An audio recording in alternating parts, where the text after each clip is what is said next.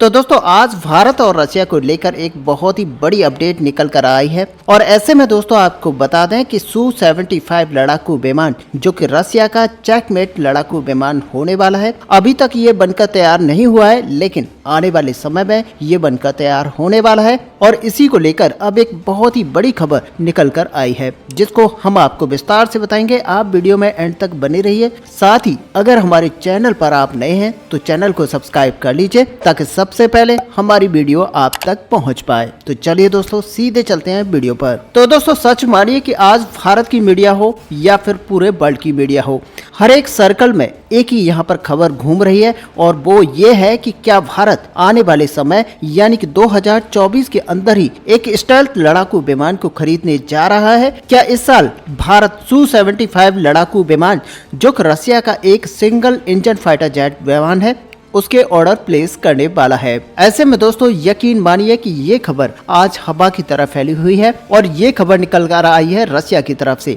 और सबसे पहले आप समझिए कि रशिया का Su-75 लड़ाकू विमान जिसको चेकमेट के नाम से जाना जाता है, ये रूस का एक सिंगल इंजन फाइटर जेट है और ये स्टेल्थ फाइटर जेट होने वाला है जिसको अभी भी तैयार नहीं किया गया है। लेकिन जो आपको स्क्रीन पर दिखाई दे रहा है ये रशिया के द्वारा बनाया गया एक प्रोटोटाइप है और जिसका कि रशिया की तरफ से ये कहना है कि ये लड़ाकू विमान जब बनकर तैयार किया जाएगा तो इसी तरह का ये दिखाई देगा। ऐसे में दोस्तों आपको बता दें कि इस बात की घोषणा की गई थी रशिया और यूक्रेन के युद्ध से पहले और उसके बाद में अब यहाँ पर कहना है कि 2024 में तेजी से काम करना स्टार्ट कर दिया जाएगा। और ऐसे में दोस्तों रशिया की तरफ से अपडेट अब ये निकल कर आया है कि रशिया इस पर बहुत तेजी से काम कर रहा है और माना ये जा रहा है कि 27 से 28 तक रशिया इसको पूरी तरह से बनाकर तैयार कर लेगा और उस समय दूसरे देशों को एक्सपोर्ट करना स्टार्ट कर देगा। लेकिन दोस्तों यहाँ पर सबसे बड़ी बात यह है कि रूस यूक्रेन युद्ध जब से स्टार्ट हुआ है तब से इस लड़ाकू विमान को लेकर कोई खास काम इसके ऊपर नहीं हो पाया है।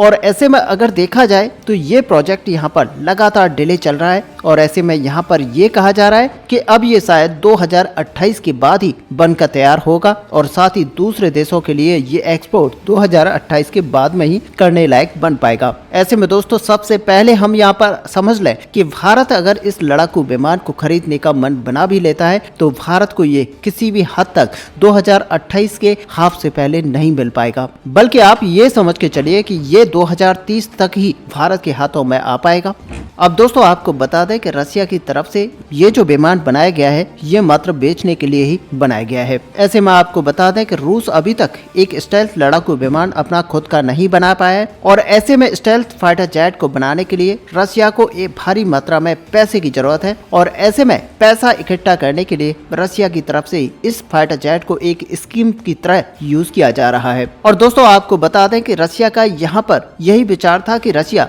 सबसे पहले इस फाइटर जेट के प्रोटोटाइप को बनाकर दुनिया के सामने रखे और जब दुनिया इसमें इंटरेस्ट ले और साथ ही दुनिया की तरफ से इसके ऊपर ऑर्डर्स प्लेस किए जाए तो यहाँ पर रशिया के पास पैसा इकट्ठा होगा और उसी पैसे के बलबूते पर रशिया इस फाइटर जेट को बनाकर तैयार करेगा। और ऐसे में सच मानिए कि अभी जो Su-57 लड़ाकू विमान है जिसको रशिया एक फुली स्टेल्थ लड़ाकू विमान बोलता है, लेकिन आपको बता दें कि कई सारे जानकारों की तरफ से ये अक्सर कहा जाता है कि ये जो लड़ाकू विमान Su-57 है वो यहाँ पर पूरी तरह से स्टेल्थी नहीं है और उसमें कई सारी कमियां हैं जो कि उसकी स्टेल्थनेस को यहाँ पर खराब करती हैं। और अब दोस्तों आपको बता दें कि रशिया की जो स्कीम थी वो यहाँ पर सिंपल थी कि रशिया यहाँ पर इस फाइटर जेट को बनाकर तैयार करेगा, दूसरे देशों से ऑर्डर्स प्लेस करवाएगा और उसके बाद में भारी भरकम राशि के साथ इसको बनाना स्टार्ट करेगा। और ऐसे में भारत को इसीलिए रशिया की तरफ से ये ऑफर किया जा रहा है। ऐसे में दोस्तों रशिया का ये प्लान था कि भारत को कुछ की संख्या में इसको बेचा जाएगा, साथ ही रशिया इसको बड़ी मात्रा में अपने पास रखेगा। बल्कि यहाँ तक रशिया का मानना था कि रशिया इसको अपने कई अन्य फ्रेंडली कंट्रीज को देगा।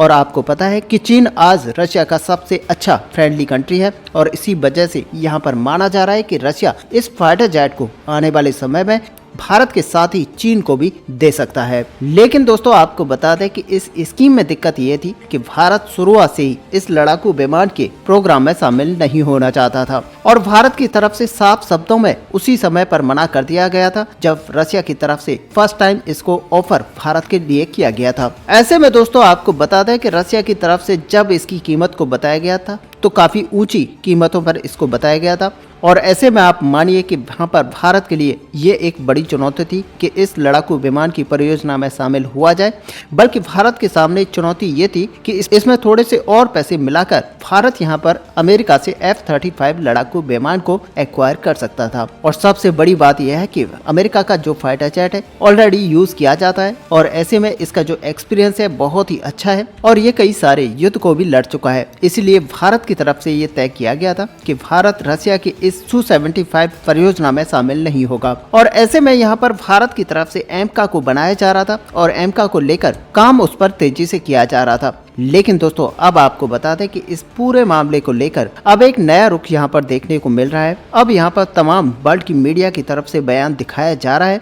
और वो है रूस की रोस्टेक कंपनी को लेकर जो इसको बनाने का काम कर रही है। और इसी कंपनी के चेयरमैन की तरफ से एक बहुत ही बड़ा बयान यहाँ पर दिया गया है। और अब सच मानिए कि रशिया इस फाइटर जेट की कीमतों को बहुत ही कम करने वाला है। बल्कि रशिया की तरफ से यहाँ पर कहा गया है कि यहाँ पर कुछ टेक्निकल पॉइंट्स को चेंज करते हुए रशिया Su-75 लड़ाकू विमानों की कीमतों में बहुत ही ज्यादा कमी करेगा, जिसकी वजह से इसका जो एक्सपोर्ट है वो दुनिया भर के देशों के अंदर बहुत ही तेजी से और बहुत ही बड़ी संख्या के अंदर किया जा सकेगा। लेकिन दोस्तों आप इशारा समझिए कि सारा यहाँ पर एक तरह से देखा जाए तो भारत की तरफ किया जा रहा था, क्योंकि भारत ही वो देश था जिसको सबसे पहले रशिया की तरफ से इसको ऑफर किया गया था। लेकिन भारत ने यहाँ पर इस चीज को कहते हुए मना कर दिया था कि रशिया का ये फाइटर जेट बहुत ही ज्यादा कॉस्टली है और इसी वजह से भारत इस पूरी परियोजना के अंदर शामिल नहीं होगा। और दोस्तों इसी को लेकर अब जो रेस्टॉक कंपनी के सीईओ की तरफ से यहाँ पर कहा गया है कि इसकी कीमतों को बहुत ही ज्यादा कम कर दिया जाएगा, जिससे कि हमारे फ्रेंडली कंट्रीज इसको एक्वायर करने में कोई समस्या नहीं आएगी। लेकिन दोस्तों सवाल ये उठता है क्या भारत अभी इस फाइटर जेट को लेने में इच्छुक होगा?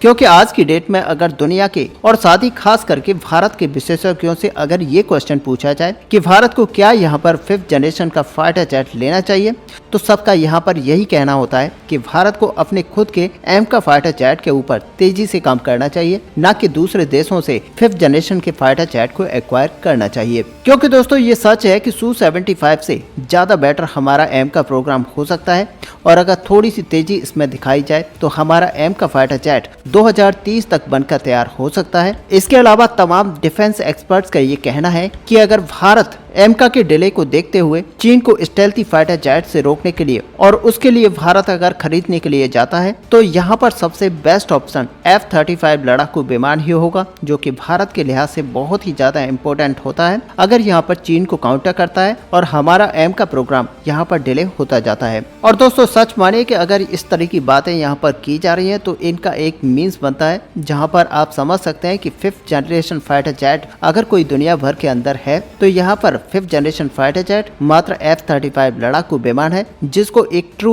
5th जनरेशन फाइटर जेट आप कह सकते हैं। और अमेरिका वो देश है जो कि ऐसे 2 लड़ाकू विमानों को 5th जनरेशन की कैटेगरी में रखता है। और सच मानिए कि F-35 जो अमेरिका की तरफ से बनाया गया है इसमें बहुत सारे एक्सपीरियंस भी काम करते हैं, जिसकी वजह से इसको पूरी तरह से स्टेल्थी फाइटर जेट कहा जा सकता है। और अब सच मानिए कि अमेरिका की तरफ से F-35 लड़ाकू विमान की कीमतों को भी यहाँ पर 25% तक गिराया जा चुका है। और ये सब हुआ है बड़ी प्रोडक्शन लाइन के बनते, जहाँ पर अमेरिका की तरफ से इसकी प्रोडक्शन लाइन पर काफी लंबे समय से काम किया जा रहा है और अब आकर एक बड़ी प्रोडक्शन लाइन अमेरिका के द्वारा बनाई जा चुकी है, जिसकी वजह से बहुत ही तेजी से इन फाइटर जेट को बनाकर तैयार किया जा सकता है। और ऐसे में दोस्तों यहाँ पर विशेषज्ञों का मानना है कि अगर भारत Su-75 लड़ाकू विमान को खरीदने को लेकर जाता है तो ये किसी भी कीमत पर 2029-30 से पहले नहीं मिल पाएगा। और ऐसे में आप समझ के चल सकते हैं कि भारत अपने एमका पर भी काम कर रहा है और अगर एमका यहाँ पर 31 से 32 में मिल जाता है तो भारत को इस तरह के फाइटर जेट को लेने की जरूरत नहीं है,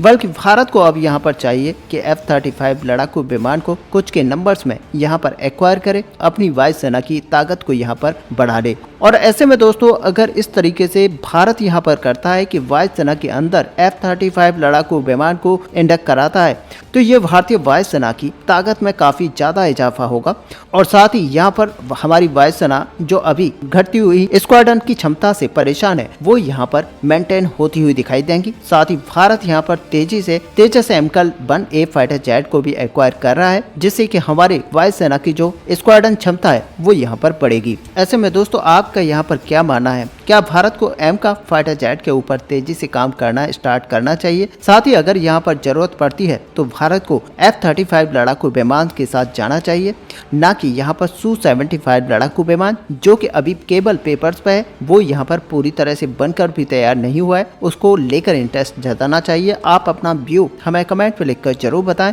साथ ही अगर वीडियो आपको अच्छी लगी हो तो लाइक और शेयर करना ना भूलें। मिलते हैं नेक्स्ट वीडियो में, तब तक के लिए जय हिंद जय भारत।